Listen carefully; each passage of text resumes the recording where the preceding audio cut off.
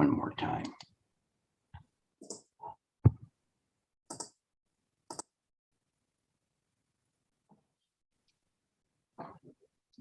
Okay, good enough. Please join your palms and bow. 4 great vows. I vow to deliver innumerable sentient beings. I vow to cut off endless vexations. I vow to master limitless approaches to Dharma. I vow to attain supreme Buddhahood. Welcome to you all to our Monday night class. There's probably fewer Chinese today because they're fattening their belly on the Chinese Lunar New Year. But that's okay. We'll give them a hall pass for today. I see a few here, so it's not a problem. Today, the topic is going to be on Pratityasamutpada, but I wanted to come into this topic about Pratityasamutpada in a roundabout way. And I had some miscellaneous rumblings or ramblings in my mind this weekend, and was putting together pieces of different things that I heard to present to you, and things that I'd heard that I thought, this makes some sense. And one of them came from a really silly movie that I saw, but it said that I need to be the change I want to see in the world. And so this is kind of interesting because we always want to see the world better, but it really starts with our own practice and what we do and how we set forth a loving environment for people to nurture their practice and to harmonize with. And then I heard another person who is the best electric bass guitarist to me in the world, and his name is Victor Wooten. Very interesting person, Wooten, and he is not just a musician. He's far beyond that, and I was listening to him giving actually a commencement speech, and he was playing his bass guitar at the same time. But what's coming out of his mouth was just as beautiful as his playing. And he said this: we need to be what we want the world to be. And this is very similar to the other one that I heard. And I went, this can't be by accident. That's why I'm presenting it to you, that if we want the world to be a certain way, we have to act in that certain way. We can't just say, oh, well, I want to be this way, but then we have no patience.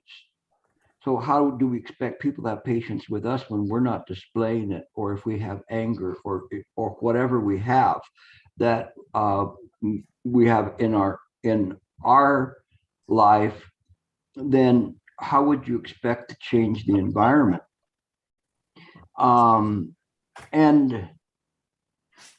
There was someone that I know, and she was talking about her, and if you're present, forgive me because it's not making fun of you. It's really looking at the situation and how we apply wisdom to a situation, and that her college-age daughter had changed the color of her hair, which the mom was not happy with.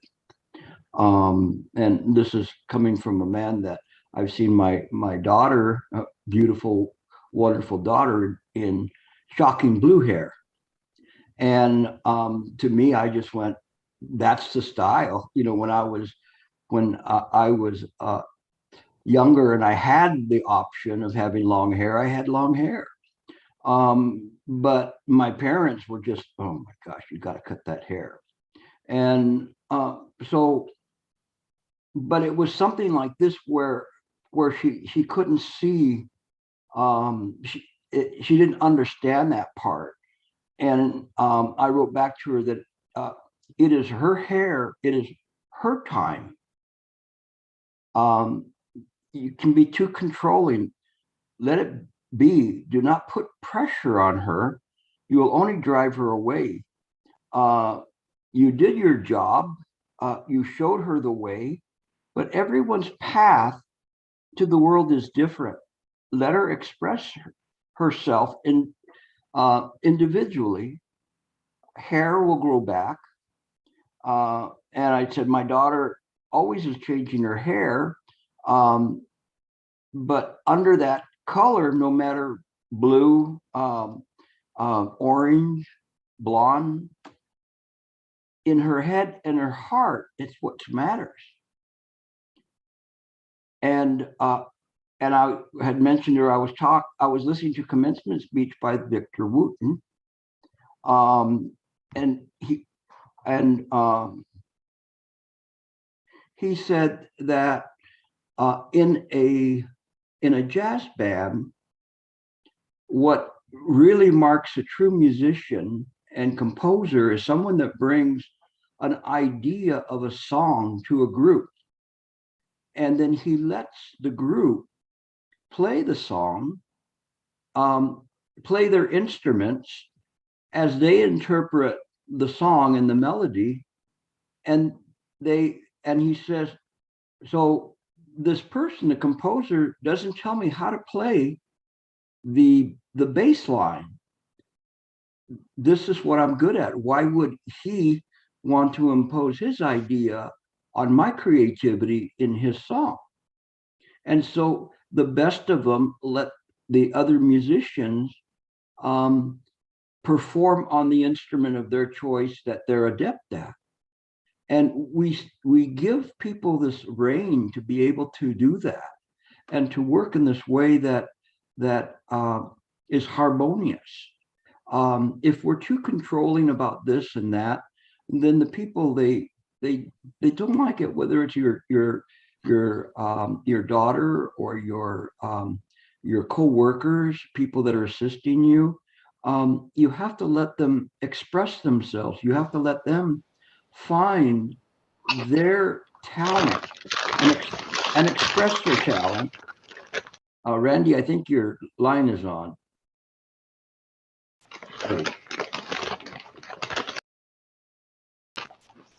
Can you mute him? You're making me hungry, Randy.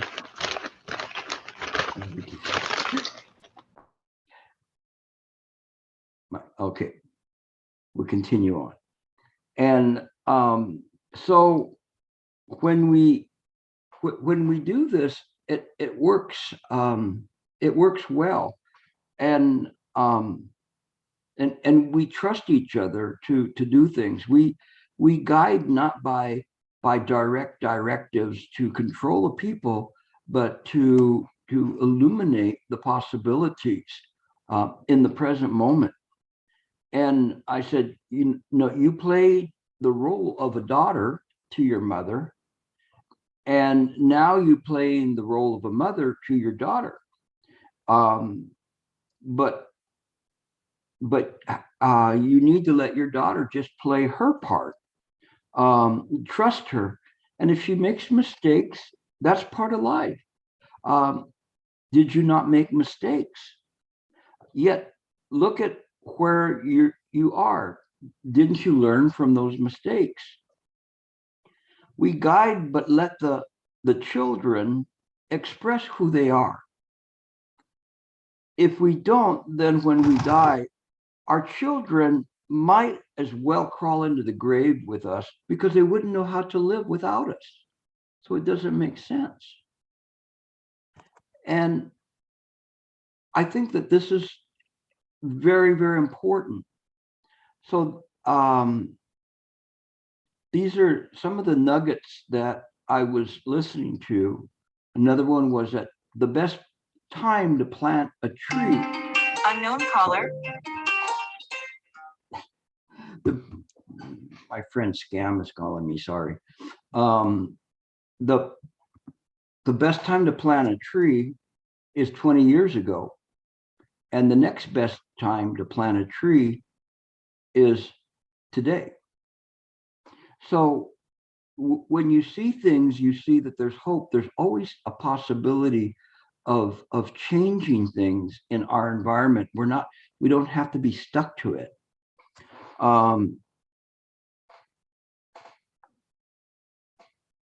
When I remember having this kind of an impression when we were doing the funeral walk to put Master Shenyang's ashes in the public grave site.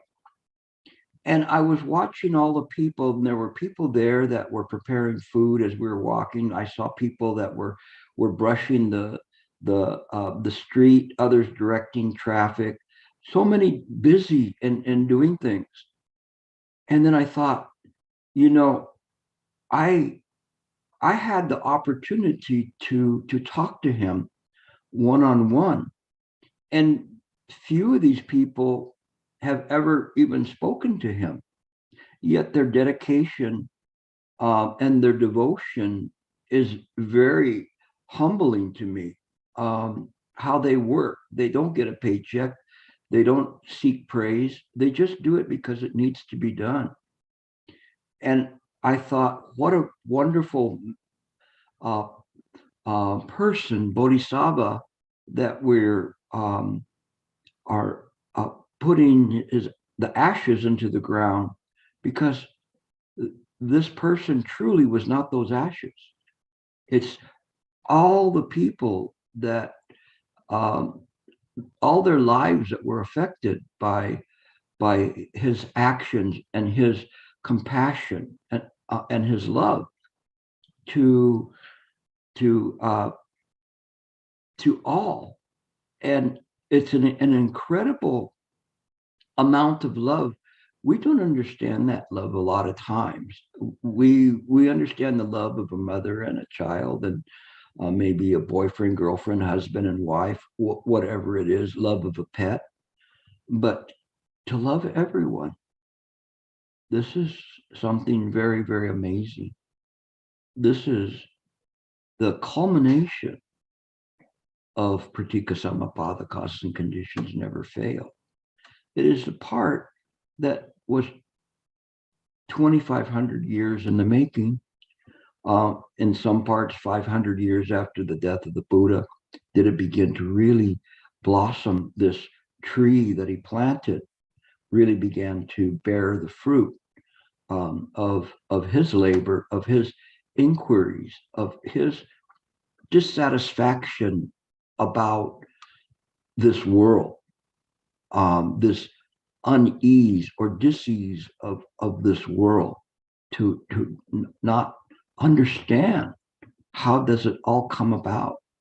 Many of you come here like I've come, and I call you seekers. You're seeking something. You're seeking some kind of an understanding, some kind of a way of figuring out what this all means. Shakyamuni Buddha, because of his causes and conditions, had been kept in the palace for many, many years. And the king prohibited old people or sick people from coming close to his young prince, and prohibited anybody talking about death or having him see dead bodies, until once he went out onto the streets, and he himself saw these people are old. How is this? I don't understand that people are old, and people are sick, and people are dying. And he couldn't understand this, and created a cognitive dissonance in his mind. The world before seemed to be perfect, but now it's not so perfect. People die. People are get ill, and this is something that we don't understand. And people get old, but he never saw an old person. He never saw wrinkles. And you get old enough, you'll see it for yourself. All you have to do is look in the mirror and you'll see the wrinkles. I know some of you will try to retard it by putting cream on your faces and all sorts of different things, but sooner or later it'll catch up with you. But it's okay. I mean, you do whatever you think that you want to do, but just understand that this is life. We should not think of it as a disease. We should not think of it as a suffering, but we understand that to sentient beings it causes suffering. This is something that troubled Shakyamuni greatly and drove him to want to know. This is the knowing is the most important part of Pratityasamutpada. It is this knowing that isn't part of a worldly knowing. It is a knowing of how things are. And it was this knowing that Shakyamuni Buddha realized when he was sitting under the Bodhi tree.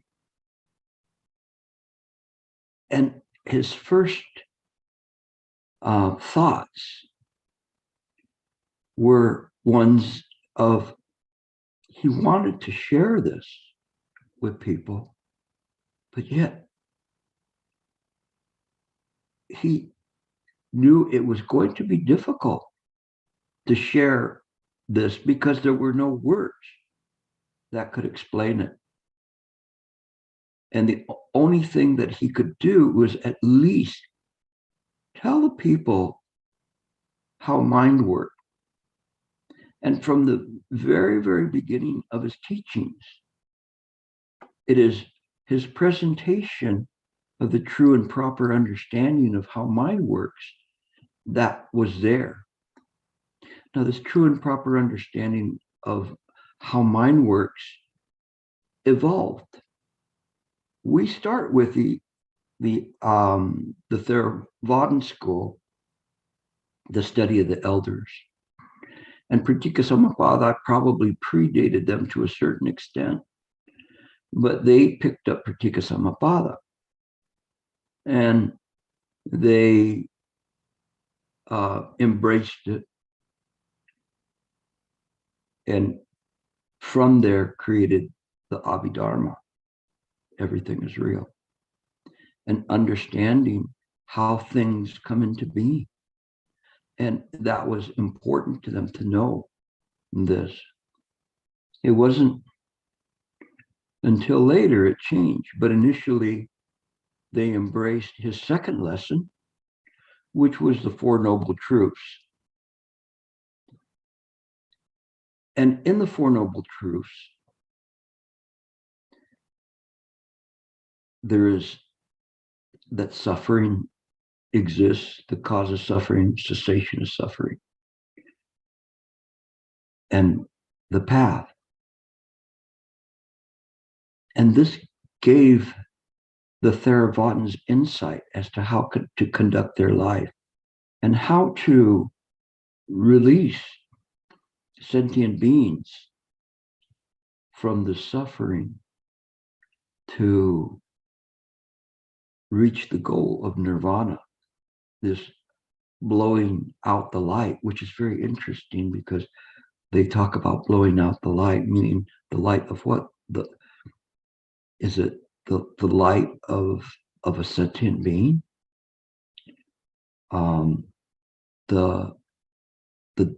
It can't be the darkness of ignorance. Could it be the light of ignorance? Interesting choice of words to what nirvana means.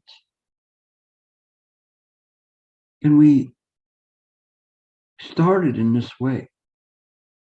Not bad. It helped everybody. It worked well. But yet there were those that pondered in a much deeper way.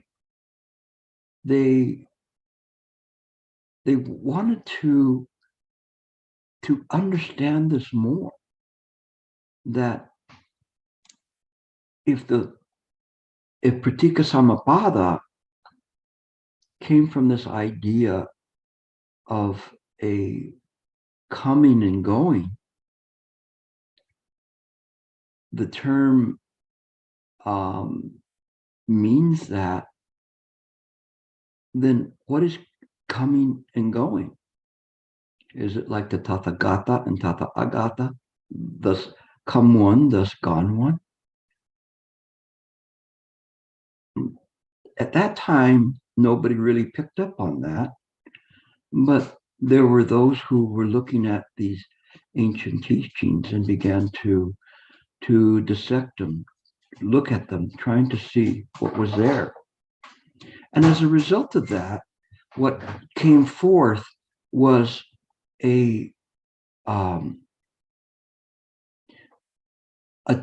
let's say, a changing of the guard or an evolution in the Buddha Dharma practice.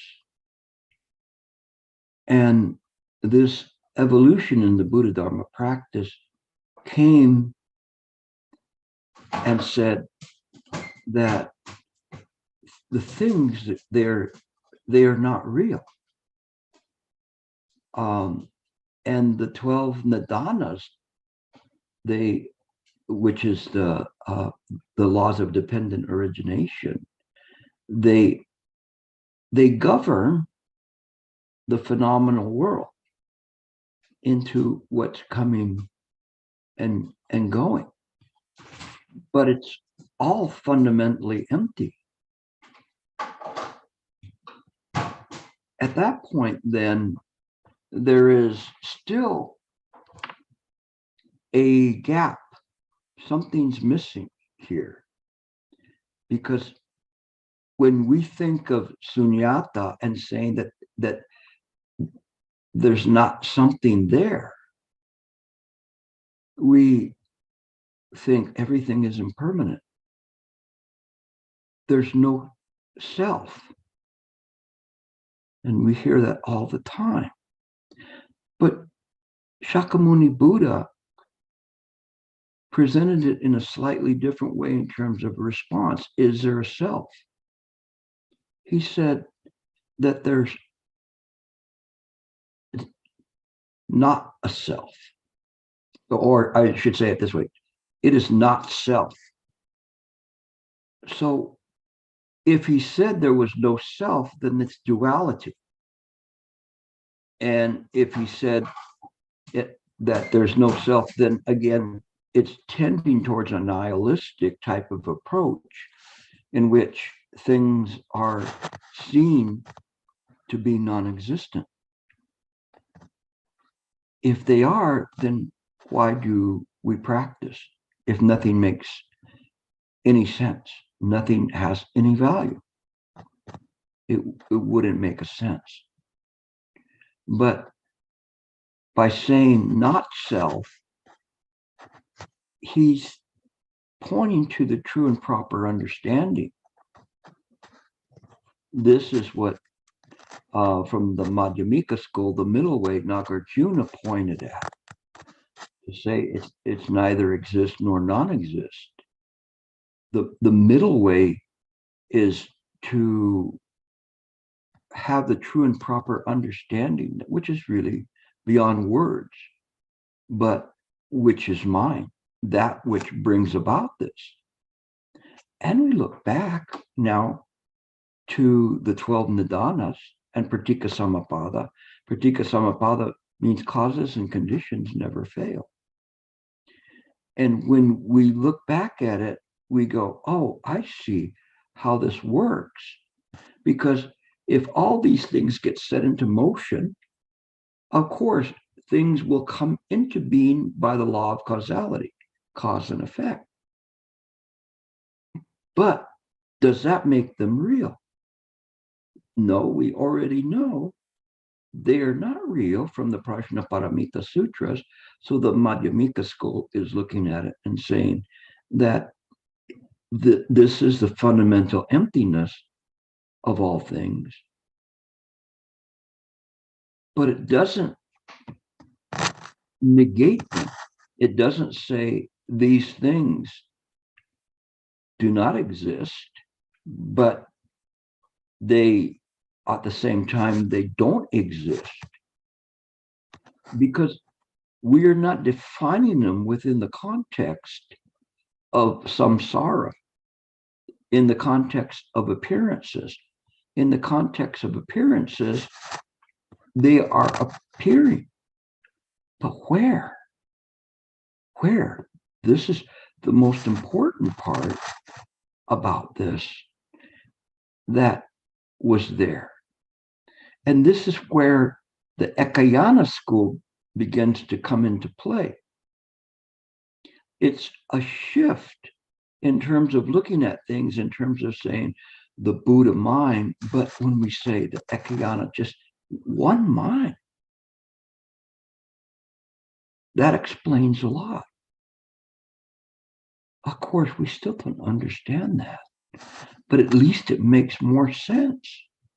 What they were doing was they were laying out the things and saying, look at this, look at, if you look here and this, and it becomes something very simple from the very beginning. One of the sutras just said, because of this, that appears. Because of that, this appears. And because it doesn't appear, then this does not appear. It's just very simple law of causality. I don't want to go into today into the whole 12 nidanas and explain the progression of them from ignorance all the way through to death and rebirth. It is all the law of causality. Actually, what the wisdom sutras attended to was reversing the cycle, so that rather than constructing the world, they deconstructed it, kind of a reverse engineering, you could say, as to find out how it works. It's what Shakyamuni Buddha did. When he was there under the Bodhi tree, he was reverse engineering everything that's appearing and seeing the progression of things that bring appearances in. And then how people, when they see these appearances, they get stuck on them, even if it's just the color of their daughter's hair. It can cause suffering, discomfort, problems. And we don't see how simple this is. This idea of causes and conditions never fail. When we understand this, we are not so much interested in retribution, or what the Chinese call ili, this kind of a payback. We see Pratityasamutpada as something positive. Why is it positive? Because it explains to us how mind works. That's important. Because of this, that, moment to moment to moment to moment, we are planting trees for the future. We may not see those trees fully bear fruit, but are we not the fruit of the planters from before? So we don't want to be a sour apple or a crab apple. We want to be a good apple. When we understand this, it helps us understand very complex theory about Pratityasamutpada. When we understand that, then we understand there was a progression, even from the sunyata, emptiness, to the product of emptiness, which was compassion. This compassion is one that has been bearing fruit in me now for a while. And it primarily governs what I do in my life, or I try to. And when I don't, I know that I'm off the path and I'm not practicing well. But it has enabled me to love each and every sentient being, because those sentient beings, I see that what they stand for, not self, still suffering, but who suffers? This is something that you have to realize. Who suffers? I've told the story several times, but it's apropos tonight. Once before a retreat, I went to Master Sheng, and I caught him in between flights of stairs at the Chan Meditation Center. And I said, Shifu, I understand how this all works. It's like you're riding a bike and you stick a stick into the spokes. And when you do that, the bike just stops. It just stops. I didn't have to explain anything more to him than that. He knew what I was talking about. And then he said to me, but remember, Gilbert, it only stops for you. And that, what he said with such great love and care, not to me, but to those who I will say it to those who will experience that love, was amazing. At that moment, I did not know how profound that was, how deep it was, how natural and spontaneous it was. It wasn't something that he thought, let me think of something clever to say. It just came from the heart. This is Pratityasamutpada too. We change the direction of Pratityasamutpada rather than trying to fill it full of a bunch of sins and retribution and hell and animal dwellers and hell dwellers and ghost dwellers. It becomes a source of liberation, a source of light. It is something that is incredibly powerful in its way. This incredible karuna, this interest in the suffering of others, this interest not to create suffering in this world. We do not harm others intentionally. Sometimes we may do that. We may step on a person's foot, but little by little, we don't intentionally do that or kick somebody in the shins. We're ambassadors to the bodhicitta of a bodhisattva, what we represent.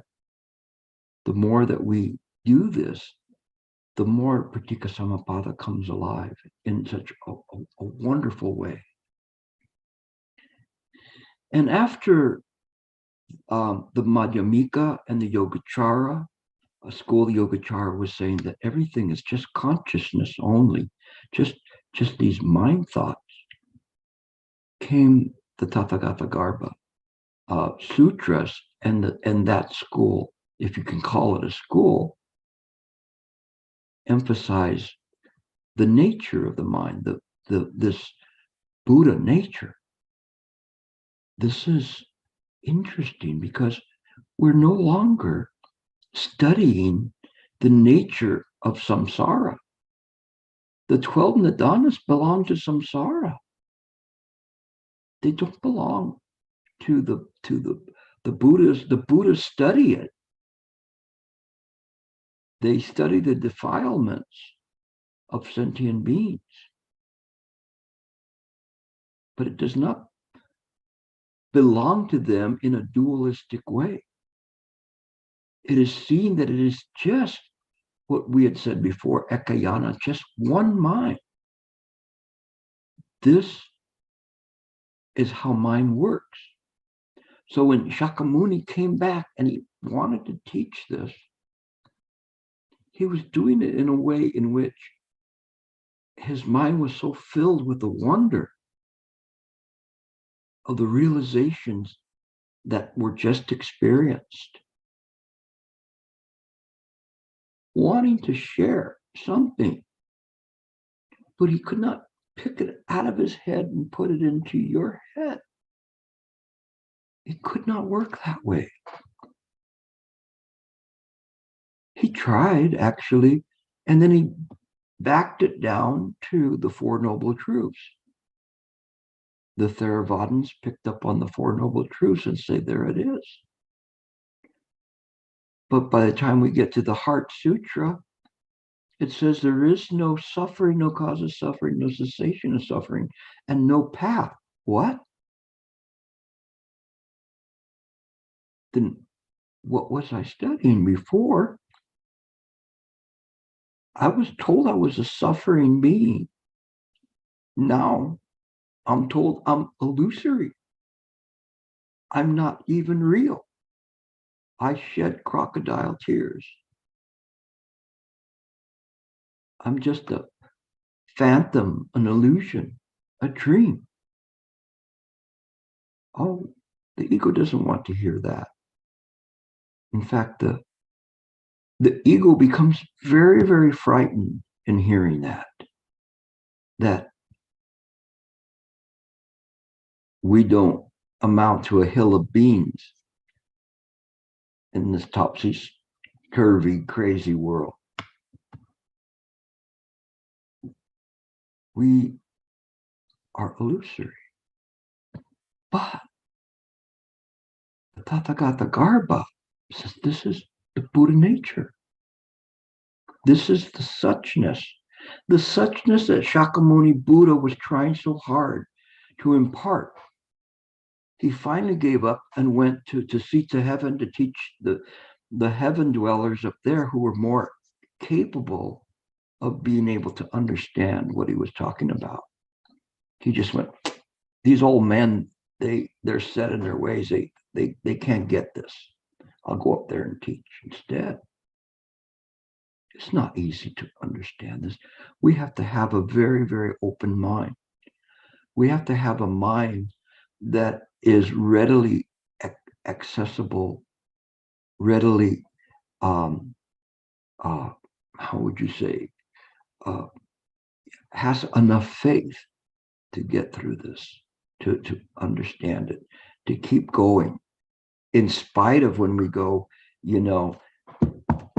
this is solid. But it's only solid in the dream. Everything in the dream follows certain dream principles. If we toss something up, it comes down, the law of gravity. If we turn on the light, it illuminates, but it only illuminates in where the light reaches. This is not the real illumination. That's why a while back I was telling one of my students, is there illumination in darkness? Is there a place where the mind stops and ignorance begins. Would that make a dualistic world? When we talk about things as being transitory, illusory, it is because it's just like a dream. The true body never changes. In fact, that true body never gets old. But it is capable of dreaming. And in the dream, it creates, as I've said before, to know all the Buddhas of the past, present, and future. Perceive that all Dharma Dhatu nature is created by the mind. When we see things in this way, we see that this world is temporary. But since you were a little child, your mind has never grown old. It may acquire experiences. It may acquire and bring here karma. It may have collective karma of a group. But when we pass, this body does not go forward. The karma belongs still to mind. It will go forward in the illusory world. It is not real. It is a dream. And it follows the laws of the dream world, which are the 12 nidanas. But Pratityasamutpada is deeper than that. Pratityasamutpada was there before the 12 nidanas. Pratityasamutpada is the Buddha mind, how the Buddha mind works. And there's been nobody of Buddha scholars, not educational scholars, but practitioners, that has messed with that. That's always been the same. It's just this way. And when you see the difference, then you understand Pratityasamutpada is something that is a window into mind. We could say it's a window outside the egg that we're in. And we go, oh, there's something outside of this shell. I cannot describe it. I've never seen it before. I don't know how it is. A very funny story of when Christopher Columbus came to the West Indies, which has always made me laugh because he wasn't even close to India when he landed. He was way off, but they call it the West Indies, even though I think it's east of India. But in any case, the natives that saw the three ships in the harbor area, they did not know what they were, to the extent that they couldn't see them. They could not see the ships because there was nothing in their experiences to allow them to make any sense out of what they're seeing. So the mind just simply blocked out the vision of those ships. It is as it is with us in the samsara. The dreamer is no longer aware that the dreamer is in a dream. It's a mind's disease that blocks that understanding. It is this nescient entrenchment that is what prevents us from seeing clearly. We cannot see it. Isn't that amazing? We cannot break through this dream to see mind. When one is able to break through, even for just a short moment, the vastness of mind is astounding. But how can one tell others what it's like? They would be like the Indians. They could not see it. No matter what you tried to explain it. It is why some of the sutras talk about the billions and billions of Buddhas and billions of lands to let people know the vastness of it. But even that pales in comparison to mind. But it gives people some kind of a little peek of this, but not the experience, of letting go of this idea of a life and being or personality and having this absorption. If one practices hard enough, sincere enough, then because of Pratityasamutpada, the causes and conditions will never fail. The dreamer will awake. It's not easy. After so many dreams, countless dreams, stuck in the dreams, entangled by the dreams, entangled by the passions. Sometimes they're very good passions. Sometimes they're angry passions. Sometimes they're loving passions. We just wrap ourselves around those. And always digging in the mind like some foolish miner looking for fool's gold, thinking that they can get something. And even if they get it, after 70, 80 years, what are they going to do with it then? Sit on top of the gold? Sooner or later, they'll draw their last breath. This is the fate in samsara.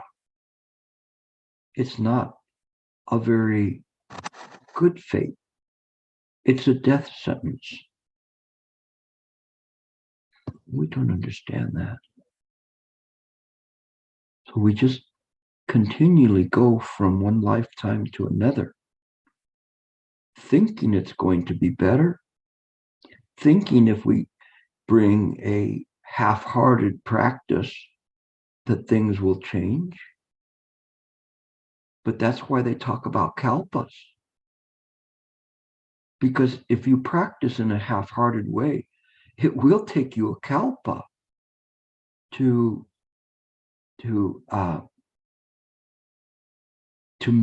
break through. But if one subscribes to and has faith in the teachings of Huineng, in a snap of the fingers, the entire world can shatter.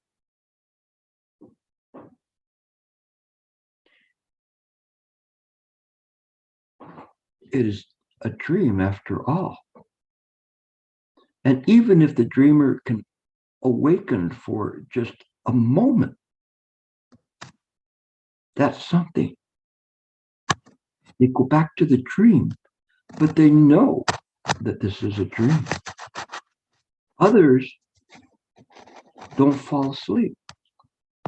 They're in the dream, but they know it's a dream. Others half know and half forget. At least they're practicing.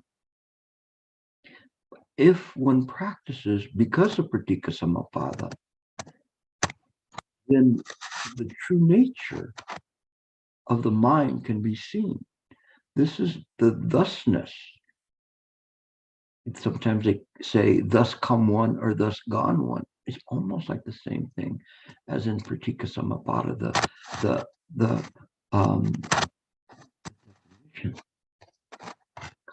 going. But the difference in samsara is we do not know where we're going. Master Ling Chi said, if after this life you do not know where you're going, then you better practice. Don't you want to know where you're going? You don't want to just die and then just go, I hope I make it to get in college, or I hope I make it get this job, or I hope I do this. And then what happens? Next thing you say, you go, nay, I didn't make it this time.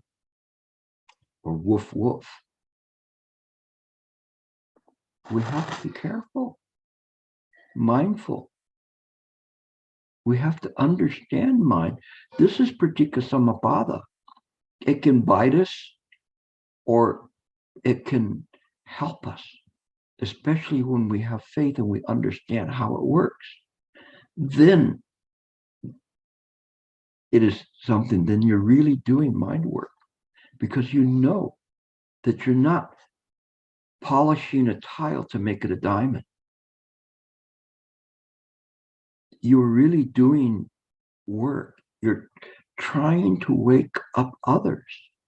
Even if you only got just the minutest peak, or even if you just heard somebody that got the minutest peak of a realization, that's something. Because of Pratityasamutpada, the longer that you practice in this way, the more that you're going to be able to practice well. Now, I want to talk about one other thing that Victor Wooten, who this weekend I saw a couple of things, about 3 things on YouTube on him. And he was talking and left me a strong impression. And one of them was, he said, why do accomplished musicians not want to play with novices, beginning musicians? He said, that doesn't make sense. It really doesn't make sense. We, as if we said to our child that's going goo goo gaga when they're young children, say, don't talk to me. You know, you don't make any sense. Come back when you can speak and articulate your words.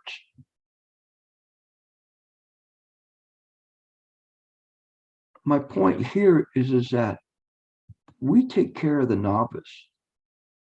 We take care of them. We don't just leave them saying goo goo gaga, because that's what they teach others.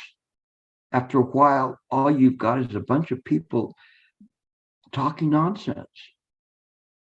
But we talk to them. We take the time to talk to them in a loving and caring way.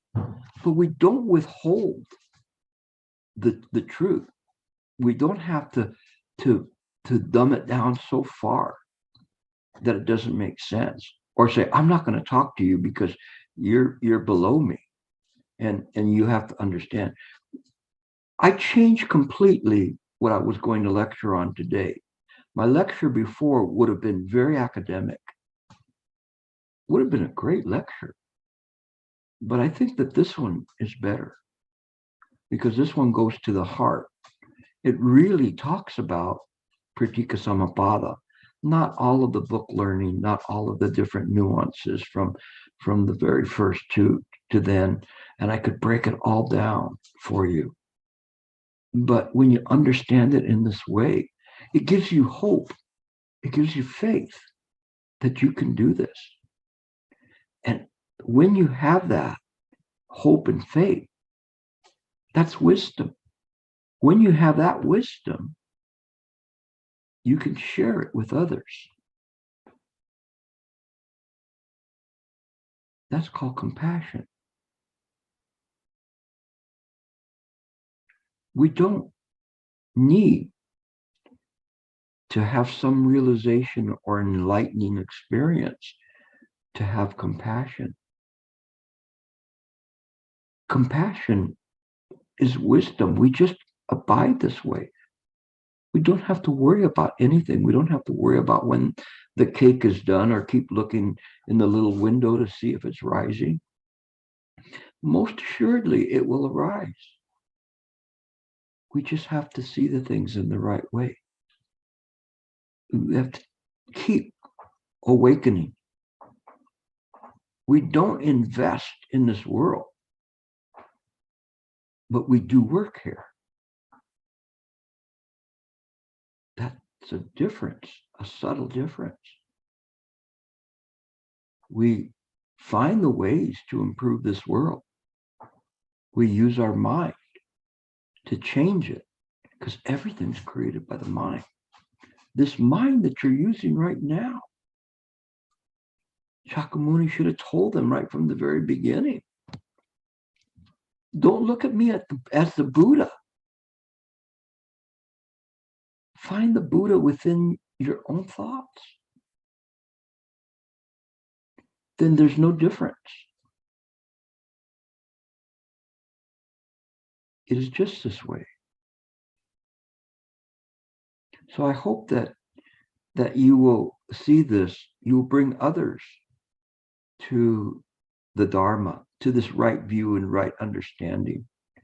And I was so touched in my studying for this lecture today of seeing how many times, especially in the very early Dharma sutras, where they talk about the true and proper understanding. It wasn't something that was made up or by the Chan school or from the Mahayana school. It was right there from the very beginning. Everything we've done, everything we practice has been right there. We don't make this up. There is a natural progression of the study of Buddha Dharma and the understanding of how it works. It doesn't negate the Theravadins. If the Theravadins want to believe what they want to believe, it is okay. That's fine. Nor should they criticize Mahayana practitioners for pushing the envelope. They may say, well, you pushed it so far that it no longer is an envelope, it's something else. But as Shifu said, so long as we don't abandon our fundamental beliefs, then there's no difference in the two schools. Just different ways of how we approach it. I like Mahayana school. I like the idea of compassion. I like the idea of Buddha nature, the thusness or suchness of things, because when you practice it, you see it everywhere. Everywhere is the Buddha mind. Everything has been created by it. So how could you not see it that way? And when you see it this way, you understand it neither is or it isn't.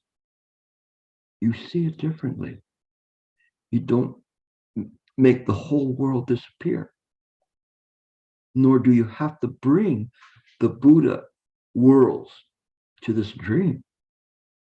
We simply bring the Buddha mind and illuminate the dream. If we can do that, then we're working in the right way. So keep working in this way. I know this is a little bit different lecture today, but I kind of switched on it. I've been studying for many, many hours to give a totally different lecture. And I may at some point still give that lecture. But I thought this one was more important. As I was working towards this weekend and I kept writing things down, they all seemed to be fitting into something that I wanted to say. And for the new Lunar New Year, now's your time to make your resolutions. So for those who weren't here, may they have nice fat bellies today and begin practicing again tomorrow. Okay, Amitofo. We'll take questions.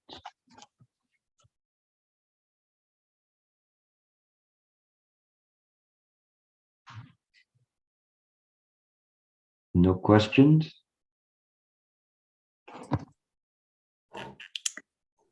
Go ahead, Vadim. Go ahead. Vadim? Yes, hi, Gilbert. Thank you very much for the lecture. You said something that I didn't quite understand, so I wanted to check if I got it correctly. You said that Pratityasamutpada was there before the 12 Nidanas, but my take is that Pratityasamutpada is the 12 Nidanas. So what would be Pratityasamutpada before the 12 Nidanas? Could you please elaborate on that? Sure, before the Buddha spoke. The Pratityasamutpada is the Buddha mind.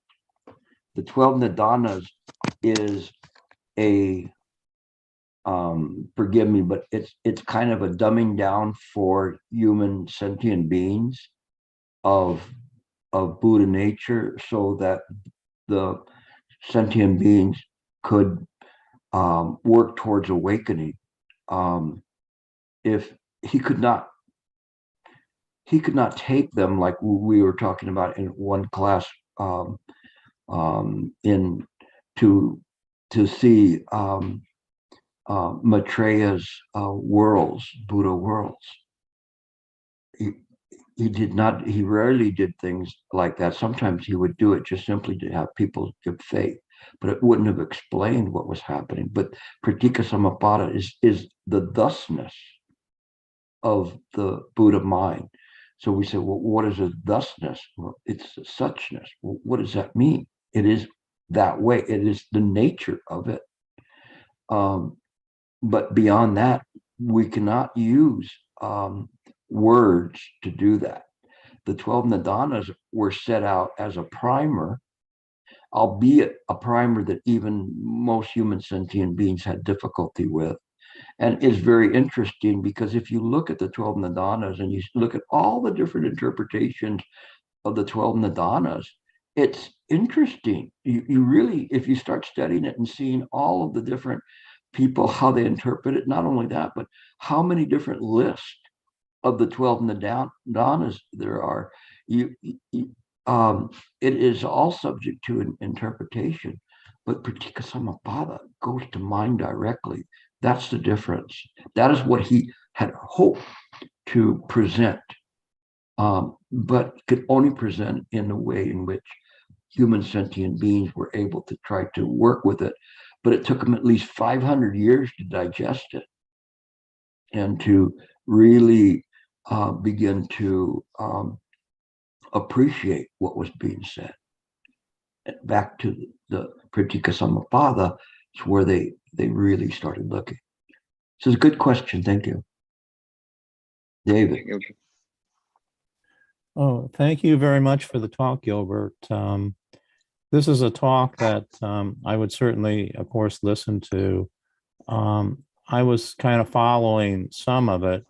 Very little of it I really understand at all. But the question I heard, or the statement you made, is you said the product of emptiness is compassion. Can you say a little more about that? The product of wisdom is compassion. The wisdom is understanding the sunyata. And you have to understand sunyata, or emptiness, is not as it appears. If you think of emptiness as its direct opposite, then you understand emptiness. If you look at it as something that we take something out of to create emptiness, it won't work.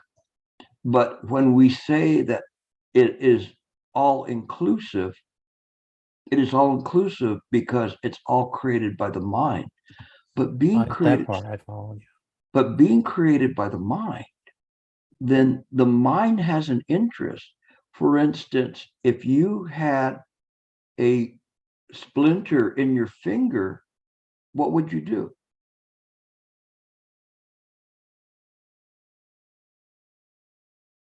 Come on, it's not that hard. Remove it. All right, how would you remove it? Use another hand to remove it with. Yeah, the hand will pick up some tweezers and Yes. pull it out, right? Right. But it wouldn't say, this hand saying, oh, look, you got a splinter right there. Can you remove it? No, it has nothing to do with me. You know, you got the splinter. I don't have the splinter. So why should I be involved in removing it? But we're all part of the same body. If you follow That I follow, this yeah. way, you go all the way here and you find that we're connected. Oh, in that case, and if it gets infected, you may get infected too. So it's better for you to help. Okay, fine. As simple as it is. It is the Buddha mind, Buddha body, the Dharmakaya. How would it not create some form of this, what we call here, love or interest in this, even though we see that it's a dream, we want to change the dream. Have you ever been in a dream and changed your dream? No, you're not a very good dreamer, David. Anybody ever been in your dream and you change your dream? Nobody? I've had a Cheryl? number of dreams about you, Gilbert. You came at specific times in my dreams. I would think that that would be natural too. Your mind's not separate from mine. So until you begin to teach yourself at night, you just invite me to teach you. That's not bad.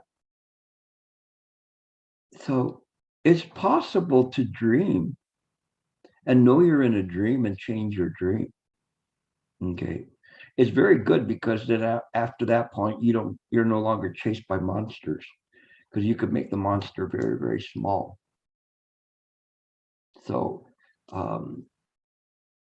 the illumination of the mind is one that even has no boundaries, whether if it's a dream within a dream.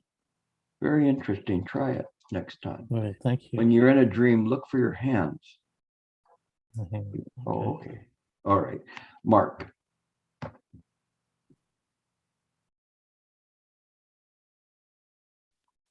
Sorry, I did unmute myself on Amitofu. Oh, go for it. I've had inquiry about sitting meditation practice. So when one reaches a point in their practice, the mind is, calm and steady. Let's say the ego decides it wants to move, or one's mind conscious decision to move, but the body and the mind won't move. You stay seated, you don't move, even though the mind has decided to move.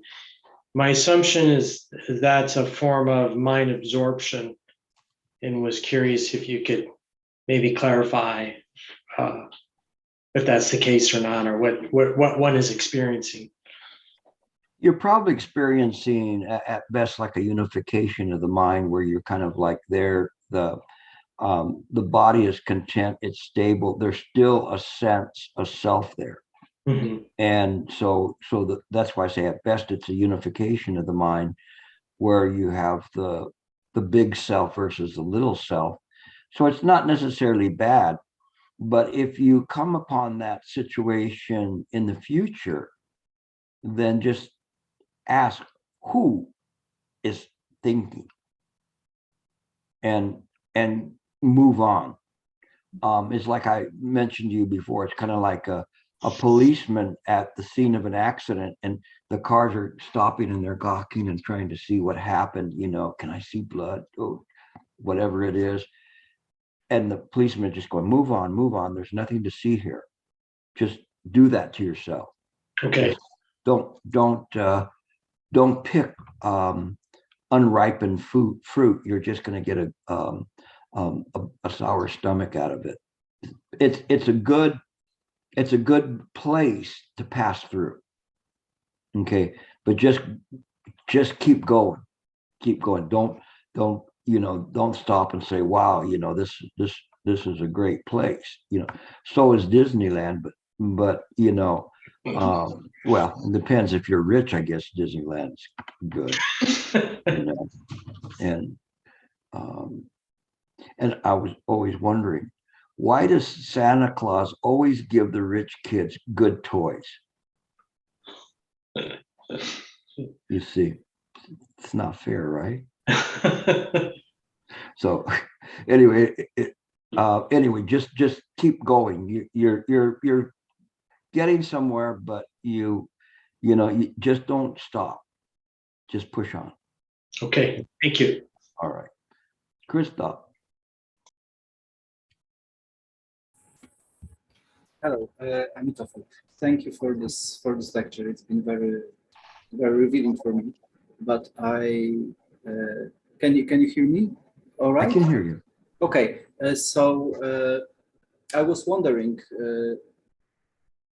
on the relation, and it's funny that you have mentioned one mind or the unification of mind, because in my experience, the relation between Sunyata and Ekayana, using those words, is, well, in a way, it is something that I experience as opposite. I'm sorry? As opposites, so that the way I experience the emptiness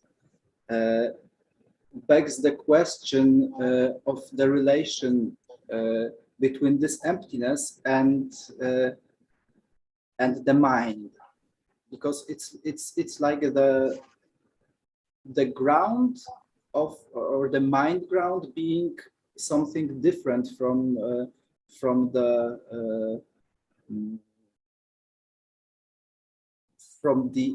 experience of, let's say, senses. I don't know if I'm being clear with this question. I'm sorry.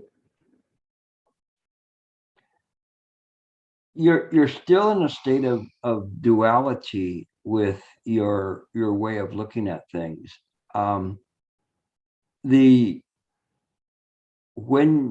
If you're meditating and you have certain experiences, just let them go. It is something that you need to contemplate, the term thusness.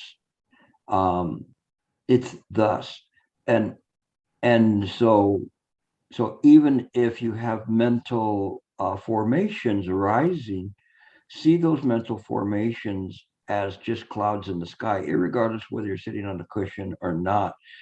Emptiness does not mean that one has no thought, but it doesn't attach to the thought. And the thoughts are not generated from idea of an ego or a sentient being. The thoughts are generated by mind via function to harmonize with sentient beings to fulfill the vows. So at its highest level, this is what's happening.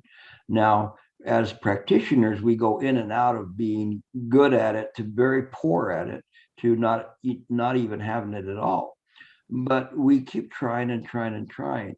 But don't engage in this kind of a duality or try to see emptiness.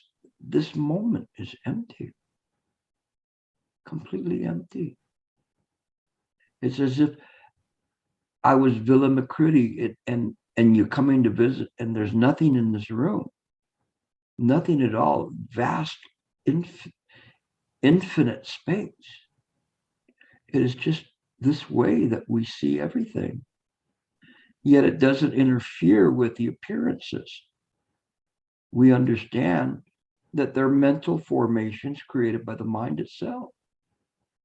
So how could we uncreate a mental formation? It is just the way it is.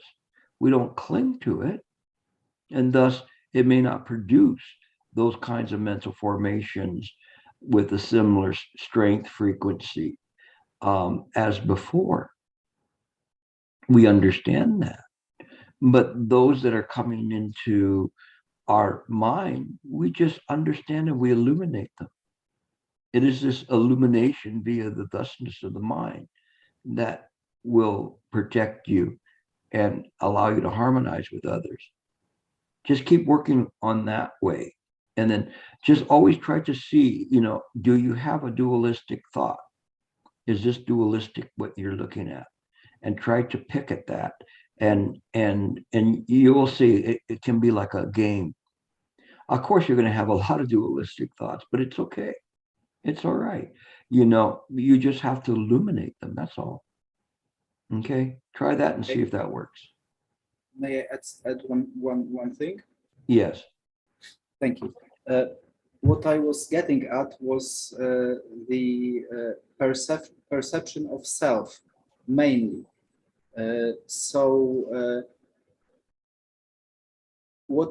What I see is that whatever I experience in a way of I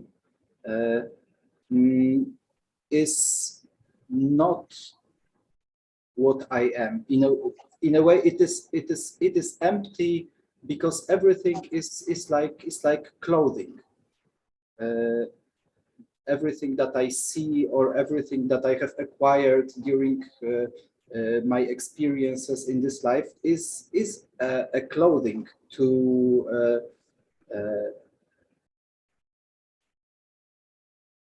thusness. I don't know. That's not the thing. That's a point where I'm at. So it is all clothing. What I'm saying. So I have a problem of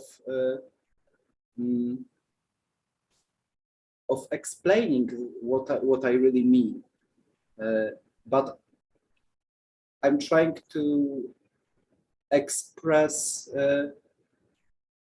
the experience,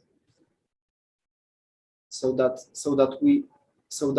whatever I have or whatever I am or whatever I believe to be, it is all like clothing over what? Over the point that's experiencing it. I cannot say it closer than that. I'm sorry. I understand what you're working on, and I still think you need to keep working on it. It's not ripened yet. And you're kind of searching for an idea of this. What I had said before applies, is be careful about the duality of that, or the I, and bringing the I into the equation, and the I being dressed or undressed. It isn't in this way, but that comes with time. That comes with making mistakes. That comes with looking at this. I don't want to affect your energy that you're putting towards this. It's a puzzle, and you need to continue to work the puzzle. Okay, it's not right, all right, but you need to keep working it. There's some flaws in what you're doing, but for me to point out the flaws will negate the progress that you can make by finding those out on your own. But it's still mind work. Okay, so it's not bad. This is just how you do that. And sometimes you don't want to. I'm not giving you a primer on the things at this point. This is something that you're working on, and just keep working on it, and it will pay off. Okay. All right. Anyone else step up to the plate?